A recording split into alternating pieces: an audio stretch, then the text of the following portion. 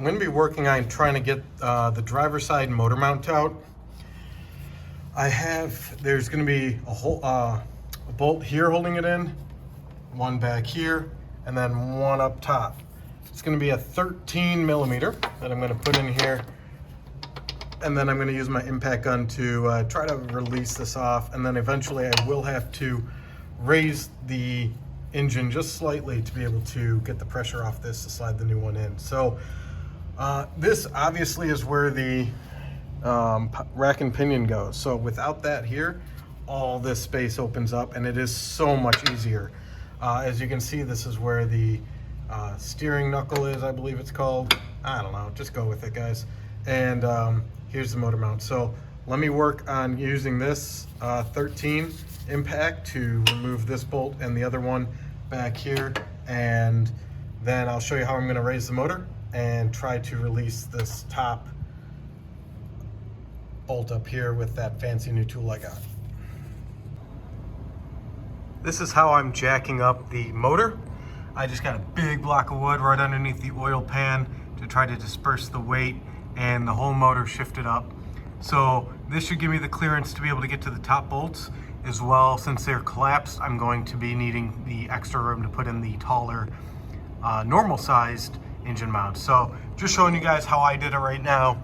I got the jack stands, tires off, rack and pinions out. So that gave me lots of room to play with here. So let me try to get out that top bolt right now. Man, I have to say these engine mounts are one of the hardest things I've had to do besides putting on the studs and bolts for the headers.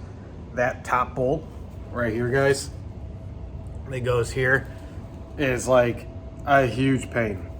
But what just came is my VRP poly billet new mounts. I got one of the old ones off. I'm working on the driver's side, and that seems to be a huge pain.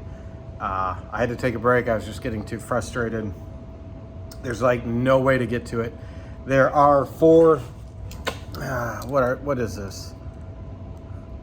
E12s. And this holds on the engine mount bracket to the block of the motor. I got 3 of them off, thinking I could just remove the whole thing and slide the whole thing out, and then I would remount it. But I can't get to the 4th bolt. So I can't get to the top bolt and loosen it up. I can't get to the E12 bolt holding on the bracket to the block. So I'm just gonna keep working at something. Something's gonna work. You just gotta be patient and keep pressing on. But it's not easy, guys. I don't know how you would do this with the rack and pinion in the way. So I'm so glad that if I'm doing this, I'm doing it now.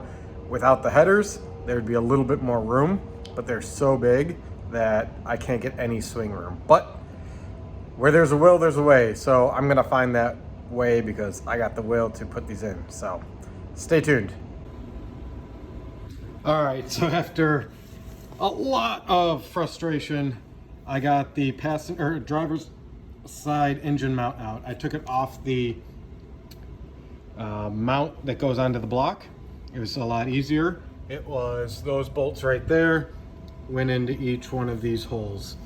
That way I can get to this top bolt right here and undo it.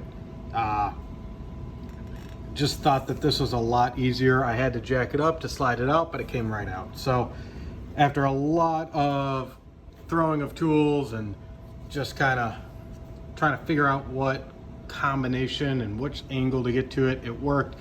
What I ended up doing was using the star bit up there and coming out towards the front, and I was able to get that small ratchet on there with a swivel. That was it right here. So that will probably help. I could not go towards the back of the car. There was just not enough room, but I was able to sneak it out and get enough leverage on the front. So give that a shot, guys. All right, so all the new motor mounts are in. That was a big pain. I'm not gonna lie. I do not know how you would do it with the rack and pinion in place, so I am super glad I did that. This tool here worked great on the passenger side, but on the driver's side, it was useless. I mean, for $14, I think it was worth it for the passenger side alone. but I had to take the entire engine mounting bracket from the block off on the driver's side, and that was crucial. That was so much easier to do, and glad I did it. So we'll see if we notice any difference. They weren't actually as bad as I thought, the condition of the old ones. So I'm gonna keep them in my spare bin just for who knows what. If it's not a completely ruined part, I usually tend to save it just for a backup, for a pinch, who knows. So anyway, thank you guys so much for watching. I've got a lot else going on. These I'm gonna put yellow film on. Why not, right? I'm doing the rack and pinion. That's gonna be done next. And just did motor mounts and sway bar end links. Those were pretty trashed. So I'm hoping all this comes together and you guys continue to enjoy the content. Please think about subscribing, smash that like button, and I will catch you guys in the next video.